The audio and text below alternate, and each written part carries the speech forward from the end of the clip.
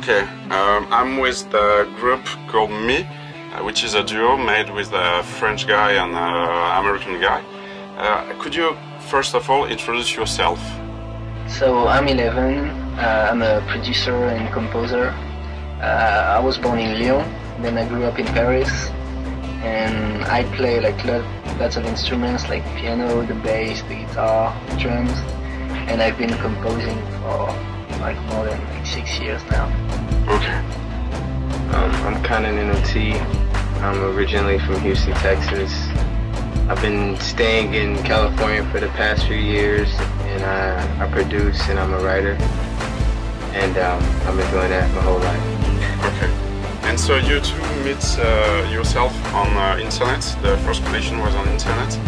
And why did you connect yourself, and how was born the group?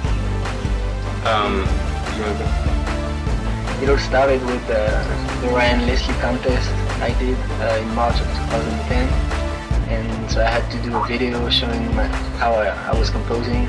So I sent my video to the contest, which was on Talent House, and I ended up on the last 3 finalists of this contest, so I had a lot of views. And I saw it, and you know, I tried to connect with him, and we did through Facebook, and after that it became Skype. Yeah. And with the Skype, we tried, you know, to work on some production that he had sent me, that he had worked on before, and I tried to create to it, and I was thinking, you know, what would it sound like if we blend both of our sounds together, you know, as far as production.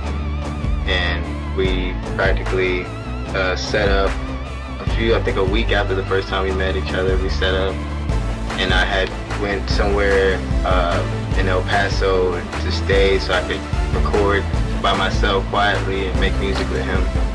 And after a few songs that we did together, we knew it was obvious that we had to do something together and create a band. So, what is your way of working? Because okay, it was at the beginning it was with internet, but now, for example, you are here now. So you see each other very often, or how could you really work together? It's the honestly, it's the same exact way. Through Skype, I think we have like a bond that was placed within us before we even knew each other. And so when we make music, sometimes we can make up our own sign language. And we know how to speak to each other without even talking. Okay. You know? So it's always the same, you know, I would say, whether from internet to here. Yeah, it's really cool, like him being on Skype, like right here on my computer, or... Yeah, like sometimes I'm right here. Yeah, but it's more efficient when we are close, no? Yeah, of course, it's better because he can hear the same sound that I hear. Okay. But to be honest, the mixtape, most of it, all of the, I'd say about 70% of the production and 70% of the writing was done over Skype. On Skype. Yeah. Okay. That's a good transition to speak about the mixtape.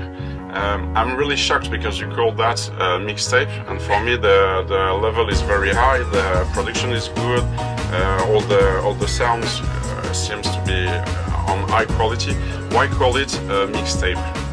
And that was one of the purposes of doing that. It was really trying to make this mixtape like an album. And to set the bar, as you know, if you listen to Drake, or you listen to Wiz Khalifa's, their biggest mixtapes, Kid Cudi as well, they set a bar each time, each artist did. So every year someone had to make that mixtape that would be the next bar. So we're trying to make that mixtape that we created be that next bar. Okay. Mixtape is also a way to introduce you to the public. I mean, you want to touch French people, American people, but also maybe people all over the world.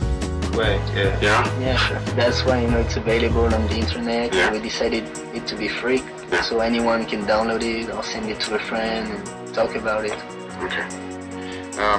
I just wanted to go inside the album. There are 16 tracks, so we won't speak about the 16 tracks, but we can speak maybe on SBS, which was the first with a movie, with a clip. Could you explain us what is this track? I mean, it's a good way to see your universe.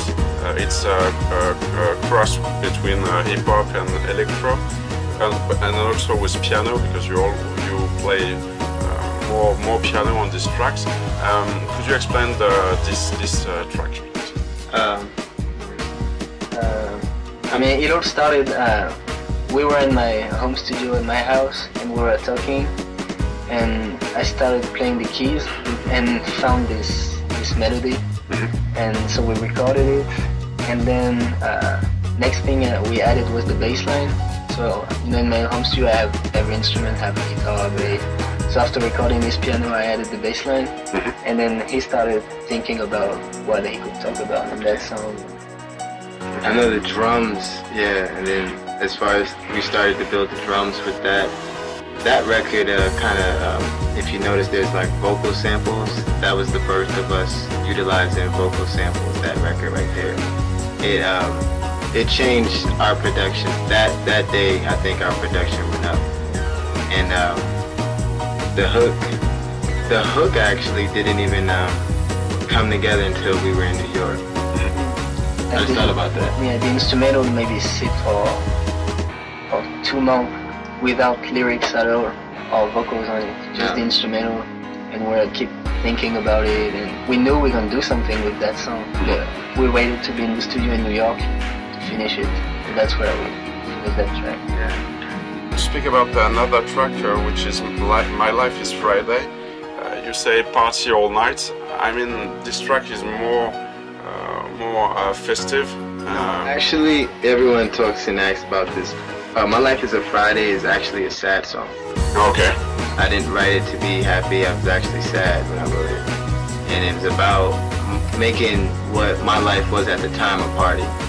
Because few things that I may do normal days, you know, I'm not, at that time I wasn't as active all the time. I was always recording, and it was keeping me away from the family and things like that. So the song is actually sad, you know, but it's saying, you know, my life is still, you know, a party, you know, but in my way.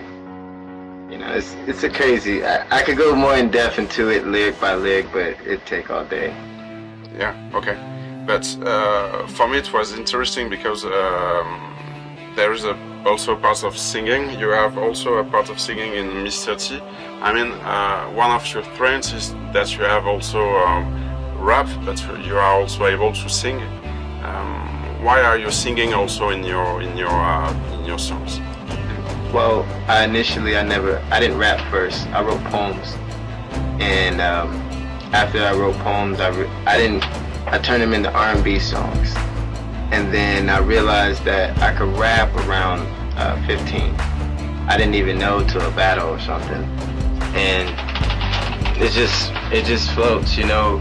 When you hear music and you think about the greatest music, you know, my music prior to this, I always sang. You know, I sing and rap always. So it wasn't something I just decided to do.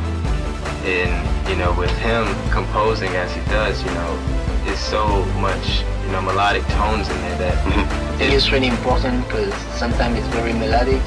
So, you know, some rap is cool when you want to give, you know, energy or a certain way. But sometimes it's really cool to be able to sing too. So, and it's easier for people to remember and sing as well. And now I just wanted to speak about your inspiration, your reference. I mean, maybe there is Kanye West, Lil Wayne, Jay-Z, or maybe Ryan Leslie for you as a producer.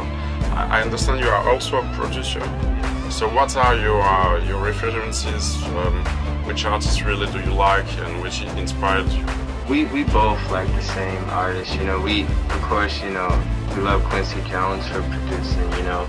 I like him for producing, you know, a lot. And he also produced, you know, TV shows, the Will Smith show, you know. And him as a producer, just knowing sound, Michael Jackson, you know, things like that. I think, you know, he's one of the greatest producers. So I would say him is a big inspiration, you know. All the music from the past times. And musically, like, there's so much different influences from different genres, like pop music or rap music. I really like artists like U2, or, you know, you can go to like Quincy Jones, or hip hop from now, like Kanye West or the Beatles, or You're right, because in your tape there are lots of different things. It could be pop, it could be rock, it could be hip hop, and that's very interesting because it's open, and I think it's a way for you to have a very large public. So that's relate to the part. Yeah, it wasn't like everyone. We all call it hip hop, but you know, me and his mind is really, we're trying to create another genre. If we can keep pushing it, you know, keep pushing our sound, we think that it's possible because no other artist has that many different split sides on one project. Yeah, that's right. So this